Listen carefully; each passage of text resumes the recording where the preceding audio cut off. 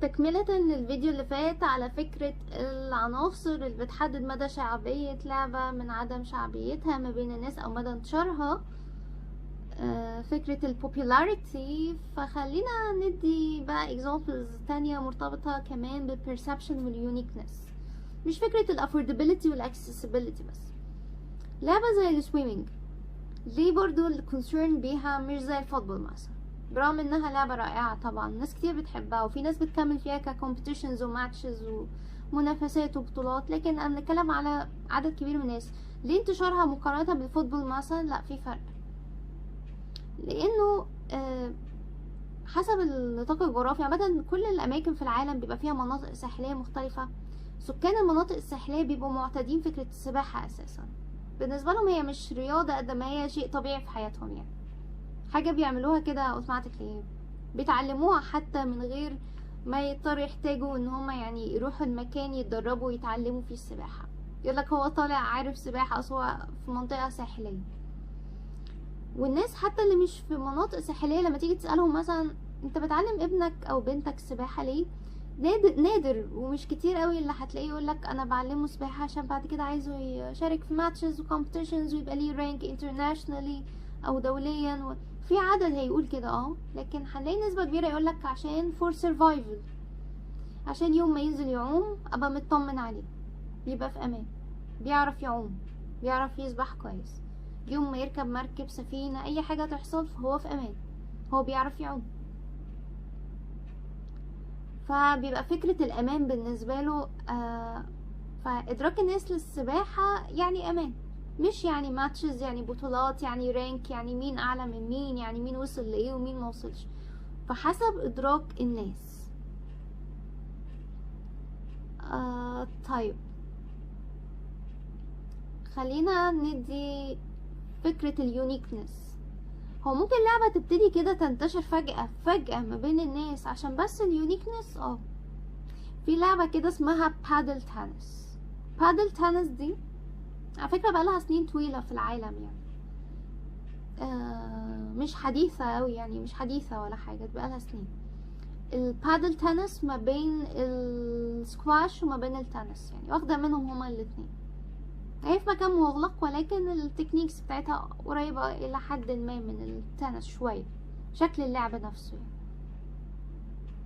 لعبة زي دي بدأت من ملاحظتي انها بدأت تحوز على اعجاب ناس كتير، وناس كتير بدأت تهتم انها عايزة تروح تلعبها، خاصة مع توفرها في اماكن مختلفة. جات الفكرة من اليونيكنس، اللي هو الناس ايه ده، ايه اللعبة دي، ايه ده، دي شبه اللعبة كذا وشبه اللعبة كذا، طب ما تيجوا نجربها. وحد يجربها ويستمتع باللعب فيروح يقول لحد تاني ده انا النهاردة رحت لعبت بادل تنس وكانت لعبة جميلة قوي وما تروح تجربها. فممكن تبتدي تعمل شعبية لانه فيها فكرة اليونيكنس، لعبة غريبة شوية، لعبة مختلفة شوية، يعني بتاع السكواش يحس انها غريبة عليه ولاعب التنس يحس انها غريبة، اللي هو ايه ده، هي دي بالظبط، دي شبه اللعبة بتاعتي، والتاني يقول لا دي شبه اللعبة بتاعتي اكتر. فهي لوحدها عملت word of mouth، هي مش محتاجة يتعمل لها word of mouth، هي عملت word of mouth automatically يعني. فزي ما قلنا اللعبة مدى انتشارها بيتوقف على العناصر اللي احنا قلناها.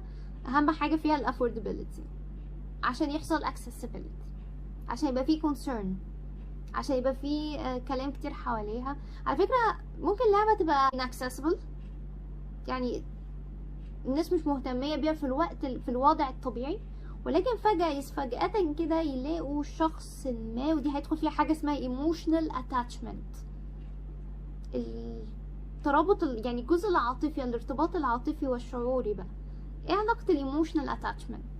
زي حد في بلد ما بدأ يتفوق في رياضة معينة فبدأت تتجه الانظار اليه، وبدأ ناس كتير تهتم تتابع برغم انها ما كانتش interested في اللعبة دي، ما كانتش مهتمية باللعبة الرياضية دي على الاطلاق، لكن بدأ اهتمامها بمجرد ما لقوا لاعب كده very يعني promising جدا، وبدأ ان هو يحصل على مستويات مرتفعة internationally ما بين الدول. فتلاقي ناس بدأت تهتم وبدأت تبقى interested انها تودي ولادها يلعبوها، برغم انها من فترة بسيطة ما كانتش يعني ليها رواج جامد ما بين الناس.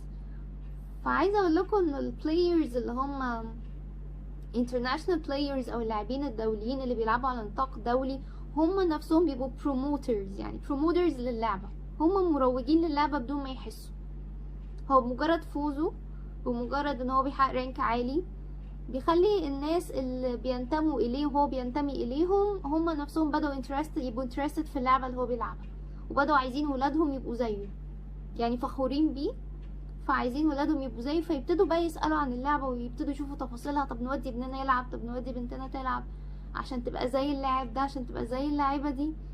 فممكن تيجي البوبولاريتي من خلال لاعب واحد يعمل شعبية للعبة في مكان معين. هو بروموتر خلاص، هو مروج للعبة بشكل طبيعي جدا. وطبعا الأمثلة كتير حوالينا يعني.